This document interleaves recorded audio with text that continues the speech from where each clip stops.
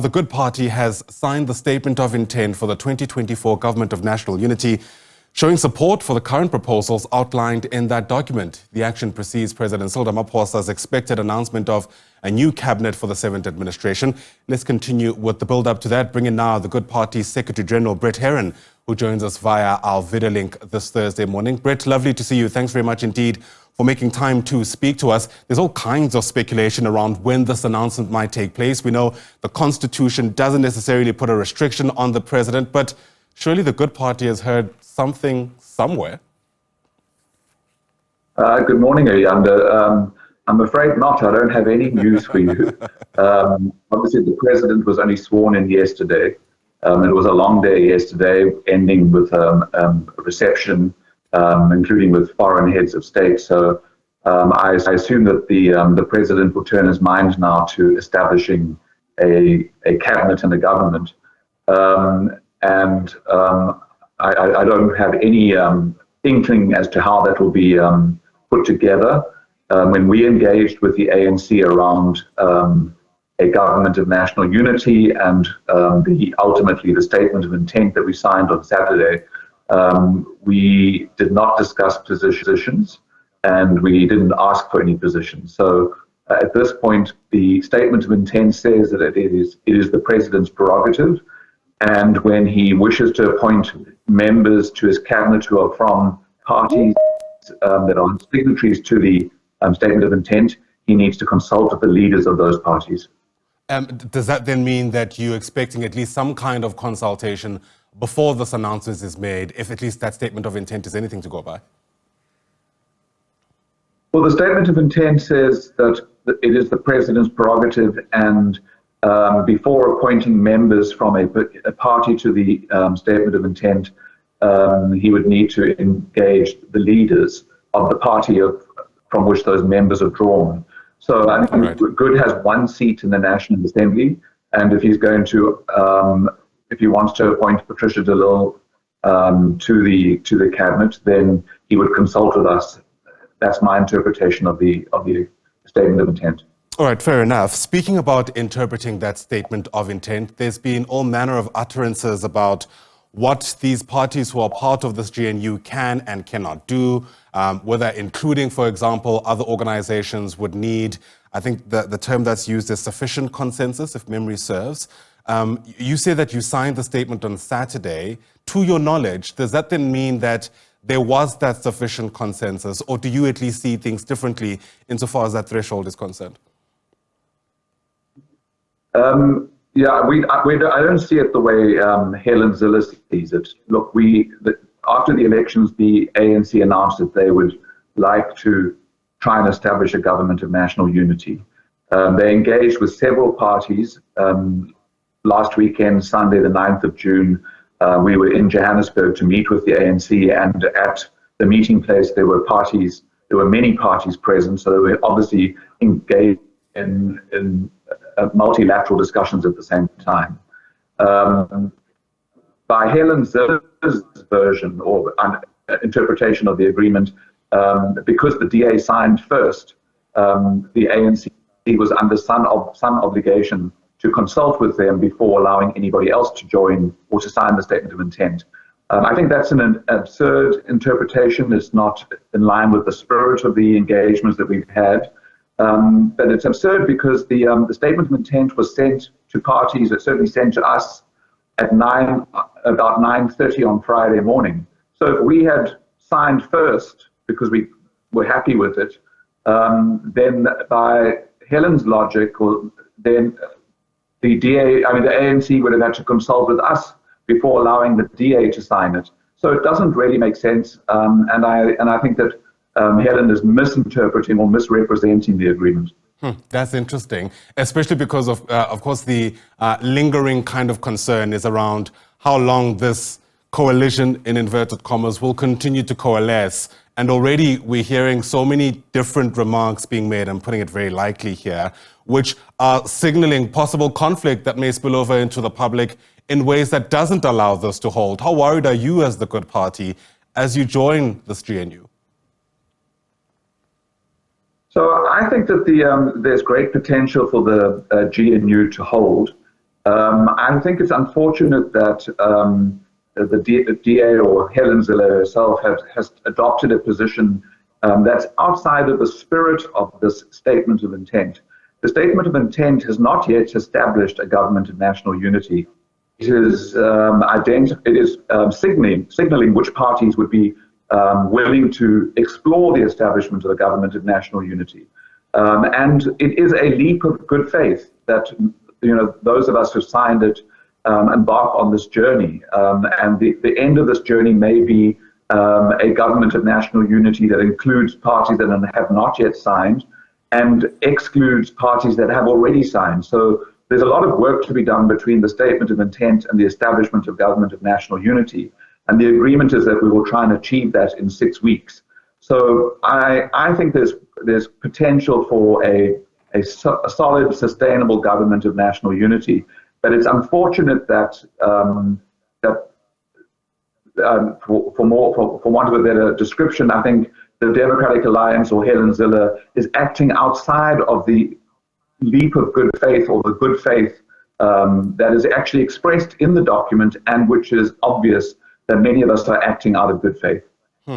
I suppose it's always good to see a number of parties working together, especially because if the electorate's votes are anything to go by, that was certainly the hope from people who took part in this election. But it's also raised real concerns about what the opposition then looks like. I mean, a whole lot more parties are now putting their signatures next to the statement of intent, which again, at least insofar as unity and inclusivity is anything to go by, is a good thing. But where do you think this leaves the opposition, which we know in our country has played an incredibly important role in ensuring that there's accountability, transparency, and ultimately making sure that things work?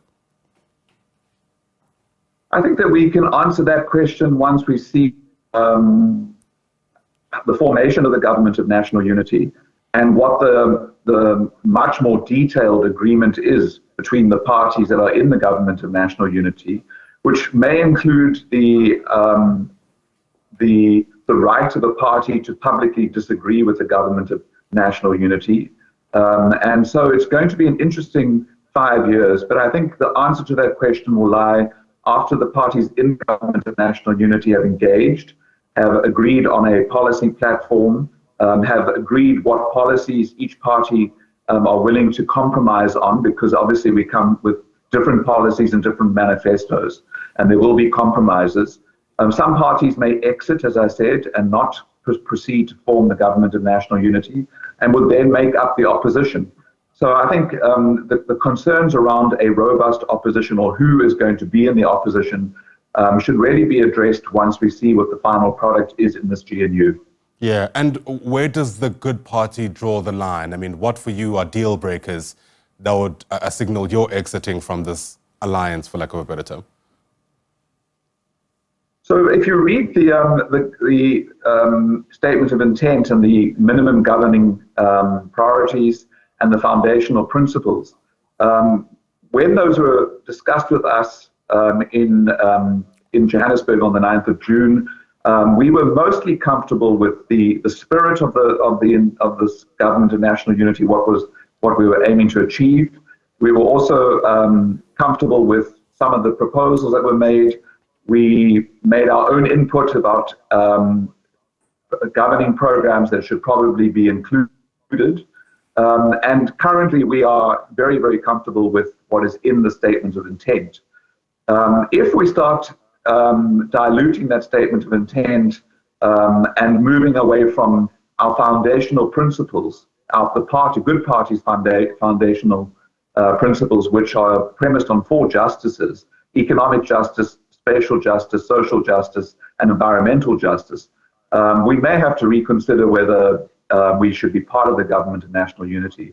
But at the moment, if the parties who signed the statement of intent develop a governing program that extends what is in that statement of intent in terms of the minimum government program and gives it meat and flesh and actionable outcomes, I think that we will probably be very comfortable with that. Yeah. I'm going to take the opportunity, Brett, whilst I have you on the line, to hopefully get your word on the breaking news that's coming through. You and I spent a considerable amount of time speaking about the DA's posture to this GNU. And as we're having that conversation, a statement has just dropped that the DA's federal executive has decided to suspend Ronaldo Hose, who's just among those who've just recently been sworn in, of course, on the back of a number of videos which have emerged where he's used language which the DA in their statement describes as execrable. And I think there are many other adjectives that could be associated with that. He's been suspended, we're told, pending an investigation. And I wonder whether you reckon that goes far enough if these videos, in fact, are legit, which the DA seems to think they are. Look, yesterday I saw that video, and the video was the language and the aggression and the racist sentiment expressed by a DA MP. It was very hard to watch. I called for his removal by the DA if the video turned out to be a legitimate product of his work. And I don't think that the DA has taken firm enough steps. If that was a member of good, they would have been expelled summarily. And I think that the DA must actually account for how long they have tolerated his social media conduct, because what this video that seems to have been the final straw for the DA is 14 years old, but his conduct over the last 14 years is consistent with that video, and the DA have tolerated it, and they're now buckling under a lot of public pressure. That it's the right thing to do is to remove him, and I would urge them to do so quickly. Yeah, and I suppose it's also going to raise questions around the vetting processes, right? I mean, I remember, for example, initial remarks being made about Ronaldo Hose literally just moments after he was sworn in. And if ordinary South Africans, so to speak, were able to connect the dots, questions will be raised around why it seems the DA failed to do that. Yeah, and I saw the DA's first response was that he went through their process, their selection process, and was fit for purpose. But I mean, the DA must have been aware of these videos because many people have complained about them. They've been there's been litigation around his post on social media, and certainly an internal process that discovers to declare someone fit for purpose cannot override that kind of conduct, even the conduct that emerges or is exposed post their selection process. So they should have acted sooner because they've known about his conduct for years now. All right, Brett Herron, we appreciate your reaction to this latest development and, of course, the ongoing formation of the Government of National Unity. Thanks very much indeed for speaking to us. Brett Herron is the Secretary General of the Good Party.